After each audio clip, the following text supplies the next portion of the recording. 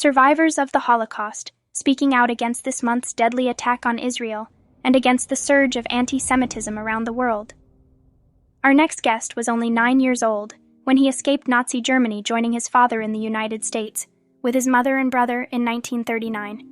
But before their escape, he witnessed Crystal Ned, also known as the Night of Broken Glass, the horrific and violent day PGM against Jews. He says he sees shocking similarities between what he experienced in the 1930s Germany to what we are seeing happening today. Erwin Gaines joins me now. Erwin, thank you so much for being here. Your story is one that needs to be told and retold. Did you ever imagine? Thank you very much. Thank you, sir. What we saw on October 7th 2 weeks ago, did you ever think we would see something that brought us back to the imagery of what was experienced during the Holocaust? Never. It really upset me when I saw on October 7th what they did as far as the people that died, and also the buildings that were destroyed. This is exactly the same thing that happened in Germany in 1938, November 9th, 1938, and November 10th. This is what happened during that period of time. Now let me go back a little bit.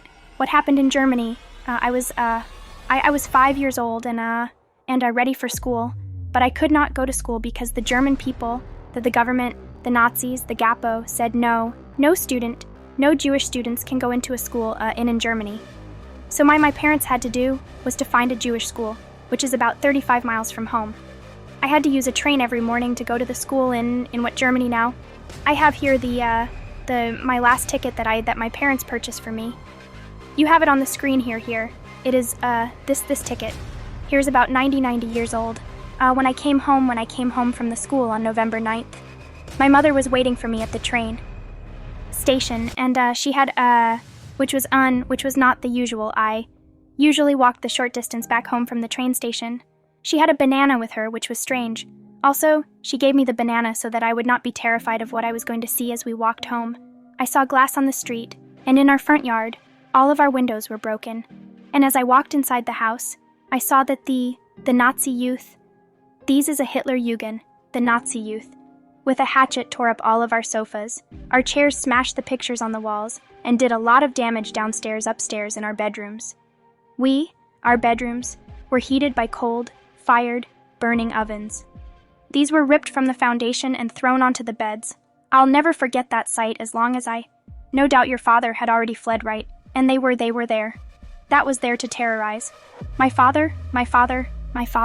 Yes, my father, my grandmother. One of the smartest women she saw. What was coming after Hitler was nominated in 1933, anti-Semitism was getting worse by the day, and she saw that we had to get out of Germany. But the big problem was, where could we move to? It was very difficult to come into the United States, because you had to have a sponsor. The sponsor had to put money into a bank, so that you would not be a burden to the state. And this sponsor only had enough funds for one person, and it was decided that my father should leave, thank God. He did, and then he communicated with your mother, and eventually you were able to join him. Eventually, that's correct. Now, let me tell you a story. Before my father left, my mother, made an arrangement to tell him what's going on in Germany, because every letter that was sent out, the Gapo looked at and made sure that there was nothing against Hitler. What she did was snip a lock of my hair, and put it into the envelope that tell my father that everything was still okay. Letters that did not have this lock of hair told him that things were getting worse, and he'd better get us out of the country. Amazing. Now let me explain also. Go ahead. Yes, sorry, sorry, go ahead. No, I think it's a reminder of sheer evil that existed, a targeting of the Jewish people. For who they were that we're seeing again. When you look at these protests that are happening across the country immediately after the terrorist attack, effectively siding with Hamas. Does it surprise you that these viewpoints still exist? They still exist, and it's getting worse in this country also. Let me go back on Crystal KN that night. The Gapo, the Nazis, destroyed all of the Jewish-owned stores. They broke the windows in the stores, they stole all the merchandise, and then they set the stores on fire throughout Germany. It was a difficult evening. And also I remember when I went to bed all of a sudden, the door opened downstairs, and 2 Gestapo men came with their dog. They looked around and wanted to find my father. My father, thank God, was already in America, and Also remember that both of them stood at my bedroom door, shone a flashlight onto the bed. But what they did, they turned around and they left now. At that time, they did not take children and women. However, that changed very shortly thereafter, where they took everybody after Crystal KN, which was November 10th, 90 Jewish men were murdered, and it was a disaster. We could not walk out of our house because the young Jewish men, young Jewish boys used to march past our house and made all kinds of comments. Next to our house where we lived we moved from Frankfurt after Hitler came to power and my father lost his job.